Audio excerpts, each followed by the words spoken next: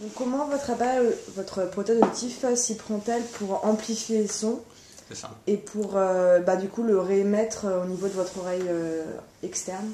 Enfin, comment se... Ouais. On commence. Vous savez. Du coup, je porte des prothèses auditives qu'on appelle le contour d'oreille. Ouais. Et ça amplifie le son que je reçois. Et donc, l'idée c'est de calibrer un peu par rapport comment vous appelez ça, non seulement les décibels, mais aussi les hertz, les fréquences. Voilà. Donc, ça a assez évolué, la technologie, depuis l'analogique, il y a 15-20 ans. Depuis 15 ans, il y a le numérique. Donc ça, c'est une évolution assez importante, en fait, dans le confort auditif. Mais plus pour l'évolution était plus importante pour les pertes légères. D'audition. Les pertes légères d'audition ont plus bénéficié des évolutions récentes de la technologie. Pour les pertes lourdes, c'est assez difficile comme récupération. Le son, c'est plus compliqué. D'accord. Et du coup, quel type de surdité engendre la pose d'un contour d'oreille? Le contour d'oreille, ça peut aller jusqu'à des surdités sévères, profondes. L'implant cochléaire est une évolution assez récente. Quand j'étais enfant, c'était encore expérimental. Du coup, quand j'étais adolescent, je me débrouillais assez bien avec mes appareils. Je me suis souvent posé la question. Et je n'ai pas été convaincu que ça allait apporter beaucoup plus que ce que j'ai actuellement en termes d'adaptation. Car il ne s'agit pas juste de récupérer de l'audition, du son, il s'agit aussi de s'adapter en fait à votre environnement sonore, comment vous réagissez au son autour de vous. Donc avec le peu que j'arrive à récupérer, je m'adapte très bien. Je connais des profils avec des pertes d'audition moins sévères que la mienne, mais qui s'adaptent beaucoup moins bien, même s'ils ont des implants cochléaires, ou même s'ils ont des appareils auditifs contour d'oreille. Tout dépend de son degré d'adaptation, en fait. Et ça, c'est pas prévisible, en fait. Ça dépend de chacun, je pense. L'implant cochléaire a l'avantage d'être beaucoup plus puissant en termes de récupération des sons. Je ne sais pas si le parallèle est juste, mais lorsqu'on me propose de me faire un traitement de l'œil avec un laser pour ne plus porter les lunettes, je me dis, en fait, les lunettes, ça me va, et j'ai quelque part un sentiment de gêne à l'idée de me faire opérer. Bien que je sais que ça peut apporter beaucoup de bénéfices. Je pense que c'est à chacun d'évaluer son confort avec ça. Voilà. Oui, juste quand vous dites que c'est pas prévisible, c'est avant la pose de l'implant, c'est pas prévisible ou juste ça dépend pour chaque personne, mais on le sait quand on met... L'adaptation, vous voulez parler? Oui. Ça dépend beaucoup des gens. En fait, c'est un effort, la réhabilitation. En fait, je pense que lorsque vous subissez une perte de quelque nature, que ce soit l'œil, l'oreille, une partie de son corps, c'est différent. L'audition est particulièrement difficile en termes d'adaptation. Parce que ce n'est pas comme la vue, vous posez le verre et ça y est, vous récupérez une vision assez proche de parfait. L'audition, c'est beaucoup plus compliqué.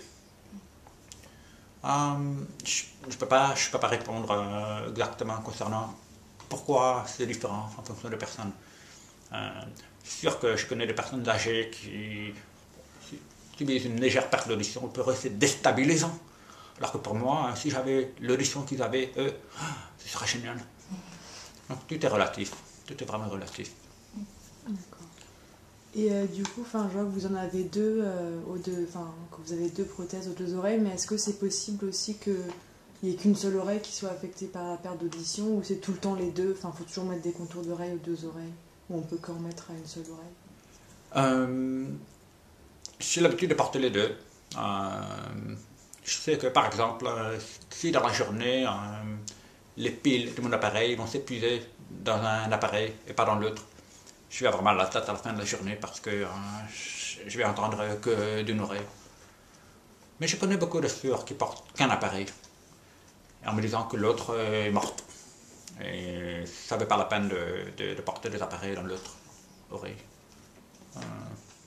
D'accord. Mais et du coup, votre appareil, il vous permet d'entendre entre guillemets comme une personne normale, ou vous avez toujours, ou vous entendez pas parfaitement bien? C'est une question difficile à répondre parce que je ne sais pas qu'est-ce que vous entendez. Et donc, comme si on expliquait à un daltonien qu'est-ce que c'est rouge et vert. Mais en fait, je pense que pour lui, rouge et vert, c'est relatif.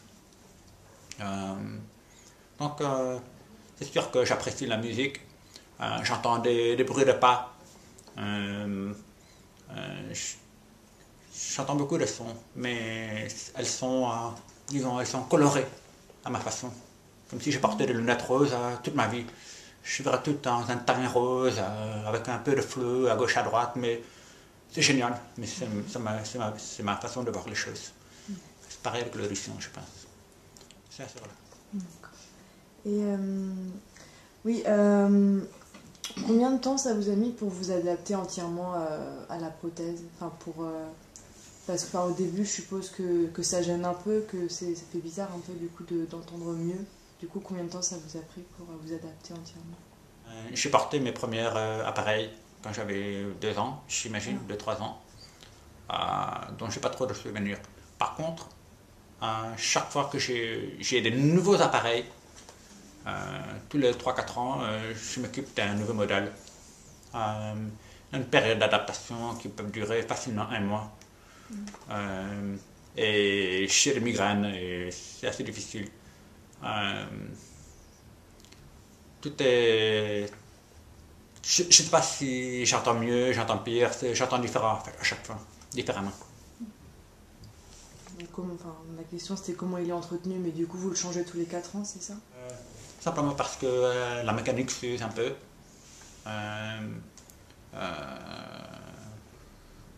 On porte ça au quotidien, 2 heures par jour.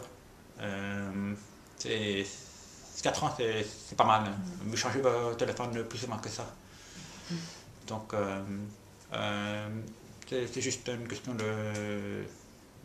d'usage. Voilà. Et aussi, on le change parce qu'on sait qu'il y a des évolutions. Par exemple, il y a une dizaine d'années, j'ai commencé à expérimenter avec un système qui fait que les sons les plus aigus que je n'entends pas, elles sont récupérées dans des équivalences moins aiguës. C'est-à-dire un bruit de fourchette sur assiette, c'est horrible, heureusement je n'entends pas trop ça. En fait, ils ont fait en sorte qu'il y a une équivalence plus basse de ce même son. Comme ça, moi je peux entendre, mais effectivement, je n'entends pas la même chose que vous, mais elle est là quand même, elle est présente. Et c'est la même chose pour les sons graves? Vous dites que vous n'entendez pas très bien les sons très aigus et les sons Alors graves. les sons les plus graves, je les entends assez bien. Donc ce qu'ils ont fait, c'est qu'ils ont compressé les sons aigus vers les sons graves. Ils savent que ça partout là, je n'entends pas. Donc ma courbe d'audition, elle fait comme ça. Donc tout ce qui est ici, comme ils savent que je n'entends pas, ils ont compressé, ils ont pris des équivalences dans les graves. Donc j'entends ça, mais je n'entends pas ça. Voilà. D'accord. Et du coup, est-ce que vous pouvez faire la différence entre les bruits de fond et ce que vous voulez entendre ou... Ça, c'est une très bonne question. Et non, si je ne fais pas attention, je ne saurais pas la différence. Si on me dit, il y a un oiseau qui chante, pendant que je promène dans la forêt, je fais faire, ah, il y a un oiseau qui chante, oui. Mais si on ne m'avait pas dit, il y a un oiseau qui chante, je n'aurais pas fait attention. Et ça, c'est de la sensibilité au son. Il faut faire attention pour savoir. les appareils aujourd'hui ont aussi cette faculté de privilégier certains sons par rapport à d'autres. Donc généralement les appareils numériques vont amplifier les sons conversationnels, humains, des voix humaines par rapport à des bruits de fond. Ils vont noyer un peu les bruits de fond, focaliser sur des voix humaines. Ils vont aussi, par exemple, être directionnels. C'est-à-dire qu'ils ont deux micros. Il y a un micro arrière et un micro avant. Le micro arrière va entendre des sons derrière. Il va les enlever pour que j'entende des sons avant. Je n'ai pas la capacité à distinguer. Mon oreille ne va pas filtrer tout seul. Votre cerveau a la capacité de se concentrer sur une conversation qui se passe en face de vous et pouvoir entendre la musique et pouvoir entendre quelqu'un qui veut parler derrière, tout ça dans un milieu bruyant. Moi je ne peux pas, c'est des sons qui sont totalement submergés. Il n'y a pas assez de distinction dans ces sons. Est-ce que vos dispositifs vous handicapent dans la vie de tous les jours ou c'est pas dérangeant au bout d'un certain moment? Non. Parfois même, je voudrais qu'elle soit un peu plus visible, parfois. Parce que c'est ça la contradiction, si l'on veut, avec l'handicap auditif. C'est qu'elle n'est pas très visible par rapport à un handicap visuel. Lorsqu'une personne marche avec une canne blanche, quelqu'un qui est en fauteuil, là on sait tout de suite. Et on tend naturellement à vouloir lui accompagner, lui proposer notre aide. Or, avec un auditif, avec un handicap auditif, là vous êtes moins visible. En fait, c'est ça la problématique. En fait. J'aimerais que ce soit plus visible parfois. Sinon, le fait de porter des appareils, non, ce n'est pas gênant. Je connais des gens qui ne se sont jamais vraiment adaptés à l'appareil. Et ça encore, c'est en fonction de chacun. Non, je ne me rends pas compte. Même pas, j'y pense pas. Quoi. J'y pense pas. Ça fait, j'ai 35 ans, ça fait 32 ans que je les porte. J'y pense pas trop. Et est-ce que vous êtes suivi par un médecin régulièrement ou c'est juste quand vous devez changer d'appareil? Quand j'étais jeune, j'étais suivi par une orthophoniste pour la prononciation, pour l'adaptation avec des appareils. Elle me faisait répéter des sons, elle me faisait écouter des bruits. Après, non. Plus vous approchez de l'âge adulte, moins vous avez besoin d'un suivi aussi régulier. Là, je les vois uniquement que j'ai besoin de changer mes appareils. Je vois un ERL, une fois tous les 4 ans. Je peux faire un audiogramme. Ensuite, je vais voir un audioprothésiste. Et justement, vous savez si votre surdité, elle peut se dégrader au fil des années ou ça ne change pas? Ça dépend des conditions. Alors, certainement, il y a l'âge, votre vue dégrade, tout. Chez certains, c'est plus prononcé que d'autres, la perte d'audition qui dégrade avec l'âge. Je ne sais pas ce qu'il en est pour moi, mais c'est assez stable.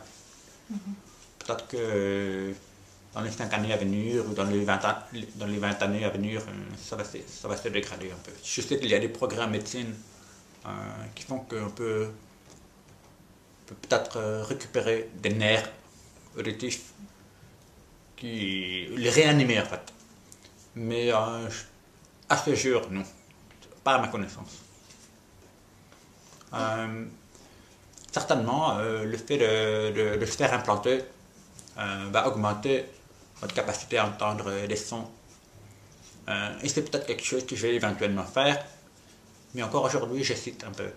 Parce que la technologie évolue, parce que le fait de se faire implanter nécessite de couper des nerfs entre votre oreille et votre cerveau et faire remplacer ça par les circuits électriques. Du coup, c'est une opération qui est irréversible. C'est-à-dire, si la biotechnologie évolue et qu'on vous dit un jour qu'on peut réanimer des nerfs de votre oreille, mais que vous êtes implanté, c'est trop tard. Donc, c'est des choix pas évidents. Personne ne peut répondre à votre place. Et une aide particulière par rapport à avec vos professeurs ou avec Par rapport à mon travail? Ouais. Alors, c'est intéressant. J'ai fait mes premiers stages aux États-Unis et j'ai été très bien accompagné. Les gens étaient très ouverts. Il y a eu un réel accompagnement, à la fois par des professionnels, c'est-à-dire des gens qui vont faire des notes pour vous, et à la fois par votre manager qui a une sensibilisation envers le handicap. Alors qu'en France, c'est un peu vieux monde. Pour la majorité des Français, de la génération de vos parents, le handicap c'est vécu comme un truc, maladie, hôpital, etc., etc. Et donc, mes premiers pas en entreprise n'ont pas été faciles du tout en France. Bien sûr, à l'époque, pour moi, c'était juste une question de défi. Allez, je peux y arriver, je vais faire de mon mieux. Mais ça n'a pas été facile. J'espère que ça va changer dans les années à venir en France. C'est juste une question de perception culturelle vis-à-vis du handicap. T'as d'autres questions? Non, on a tout dit. Ouais, bah, merci beaucoup. Merci beaucoup, oui.